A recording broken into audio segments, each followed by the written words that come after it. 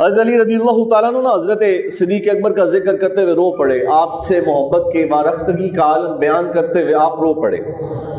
تو بیان کرتے کرتے نا حضرت علی رضی اللہ تعالیٰ عنہ فرمانے لگے، لوگوں مجھے ایک سوال کا جواب دو، مومن آل فرعون بہتر تھا یا حضرت سیدنا صدیق اکبر بہتر ہے؟ بڑے غور سے آپ نے، آل فرعون کا جو مومن تھا نا اس کا ذکر اللہ نے قرآن کریم میں کیا ہے۔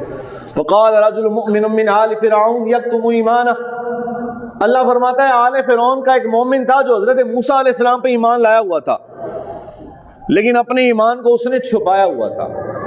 جب موسیٰ علیہ السلام کو قتل کرنے کے لیے آئے نا لوگ، تو آل فرعون کے مومن نے کچھ نہیں کیا، صرف اتنا کیا، لوگوں سے کہنے لگا کہ تم اس بندے کو صرف اس لیے قتل کرنا چاہتے ہو کہ یہ کہتا ہے میرا رب اللہ ہے، بس اتنی بات کہی، زیادہ کوئی لمبی چوڑی بات اس نے۔ تو اللہ نے اس کی شان کو قرآن کریم میں بیان فرمایا۔ اللہ کو کتنی پسند آئی اس کی یہ ادا؟ آئی پسند کہ نہیں آئی؟ تو رب نے قرآن کریم میں اس بات کو بیان فرمایا نا۔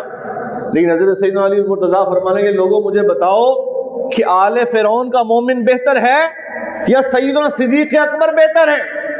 پھر خود فرمانے لگے لوگوں سنو، آل فرعون کے مومن کو حضور سیدنا صدیق اکبر سے کیا مماثلت ہے؟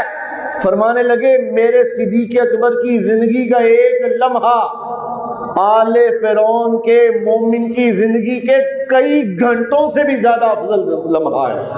کہا کس لیے؟ فرمایا اس لیے کہ جب سرکار دو عالم صلی اللہ علیہ وسلم پہ کڑا وقت آیا، ایک موقع پہ حضور جب واز فرمانے لگے نا، تبلیغ کرنے لگے، تو دشمن ٹوٹ پڑے، کسی نے آ کے حضور کی چادر کھینچی، کسی نے آ کے حضور کو معاذ اللہ برا بھلا کہا، کسی نے کوئی لفظ کہا، کسی نے کوئی لفظ کہا۔ سیدنا علی المرتضیٰ فرماتے ہیں ہم نے دیکھا کہ جو بندہ کفار کے جرمٹ پہ ٹوٹ پڑا، کسی کو مکہ مارتا، کسی کو ٹانگ مارتا، کسی کو دھکا دیتا، اور جا کے حضور کو یوں پکڑا اور لوگوں سے کہتا لوگوں یہاں سے دور ہو جاؤ، یہ وہ ذات ہے جس ذات کو رب نے اپنا رسول بنا کے دنیا میں بھیجا ہے۔ تو فرمانے لگے آل فرعون کا مومن اس کی ساری زندگی ایک طرف اور میرے صدیق اکبر کی زندگی کا ایک لمحہ ایک طرف۔ پڑھیے نا سبحان اللہ۔ یہ باتیں کون بیان کر رہا ہے؟ دوبارہ حضرت علی المرتضیٰ ان باتوں کو بیان کر رہے ہیں۔ تو آج زمانے میں لوگوں نے کیا کیا کچھ نہیں کہا ان ہستیوں کے بارے میں۔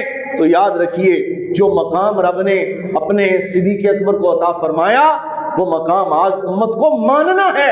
اگر وہ مقام نہیں مانیں گے تو 1400 سال کا جو دین ہے وہ پھر مشکوک ہو جائے گا۔